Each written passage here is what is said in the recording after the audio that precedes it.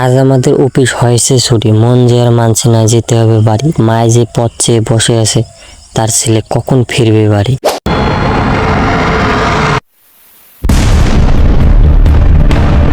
সকাল সকাল নাস্তা সেরে রওনা দিয়ে দিলাম রিক্সা করে আবদুল্লাপুরের উদ্দেশ্যে।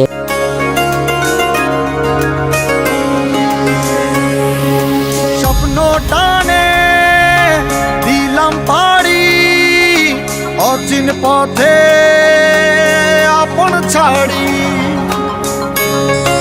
ভালো গাড়ির জন্য টানা 2 ঘন্টা অপেক্ষা করার পরও ভালো গাড়ি পাইলাম না। অবশেষে তাই বাধ্য হয়ে লোকাল গাড়িতে চড়ে বসলাম। স্বপ্ন টানে আমরা আবদুল্লাপুর হয়ে স্টেশন রোড হয়ে গাজীপুর 27 হয়ে বাইপাস যাব। আপন ছাড়ি পেছন ফেলে উঠান বাড়ি, প্রিয় মুখা। গাজীপুর 27 আসতে না আসতে আমরা জ্যামের সম্মুখীন হলাম। এই জ্যাম নাকি বাইপাস অবধি। স্বপ্ন যাবে বাড়ি আমার। গাজীপুর 27 হতে বাইপাস অবধি পৌঁছাইতে আমাদের সময় লাগছে অলমোস্ট 4 ঘন্টা। যাবে বাড়ি আমার। পরে ড্রাইভার মামা রাস্তা ফাঁকা পায়ে গাড়ি মারলো টান, সেই টানে আমরা সফিপুর পর্যন্ত আসলাম। আমরা সফিপুর এসে কিছুক্ষণ জ্যামের সম্মুখীন হই, পরে আবারও গাড়ি টান মারে, সেই টানে আমরা টাঙ্গাইল পর্যন্ত আসি, আবারও জ্যামে পড়ে যাই। বাইরে প্রচণ্ড ঝড় শুরু হয়ে গেছে, তাই আমি ঝটপট করে জানালাও বন্ধ করে দিলাম। আসছে সিঁড়ি ভাই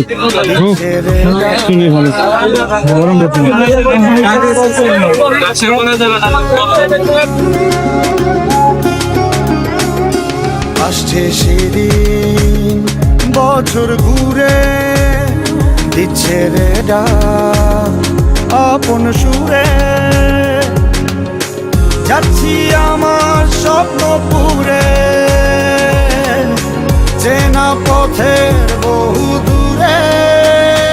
এই তো সময় ফিরে আসার, স্বপ্ন যাবে বাড়ি। আমরা আবারও এয়ারইন্ডিয়া এসে জ্যামে বললাম। এই জ্যামে আমাদের টানা 4 ঘন্টা সময় লাগছে পার হতে। গাড়ির থেকে নেমে বাইরে হাঁটাচলা করতেছে, একটা সুন্দর পরিবেশ আর ভিউগুলো উপভোগ করতেছি, খুবই ভালো লাগলো। আমরা দীর্ঘ অপেক্ষা করার পর যমুনা সেতুর টোল বক্সের দেখা পাইলাম। এই তো সময় ফিরে আসার, স্বপ্ন যাবে বাড়ি। যমুনা সেতুর যে ভিউ, দেখেন যমুনা সেতুর মধ্যে পানি রয়েছে, আর সেতুর পাশে আর একটা সেতু, মানে রেল চলাচলের জন্য সেতু কাজ চলমান চলতেছে।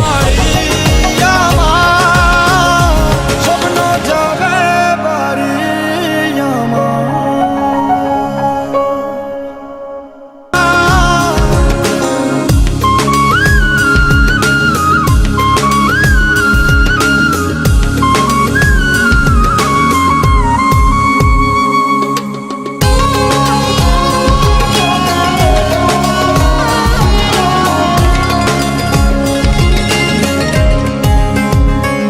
আসছে সেদিন, বছর ঘুরে দিচ্ছে রে ডাক আপন সুরে।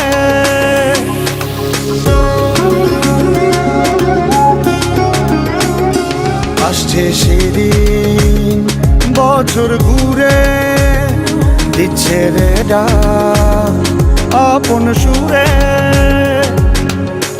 যাচ্ছি আমার স্বপ্ন পুরে, চেনা পথের বহু দূরে। এই তো সময় ফিরে আসার, স্বপ্ন যাবে বাড়ি আমার। এই তো সময় ফিরে আসার, স্বপ্ন যাবে বাড়ি আমার।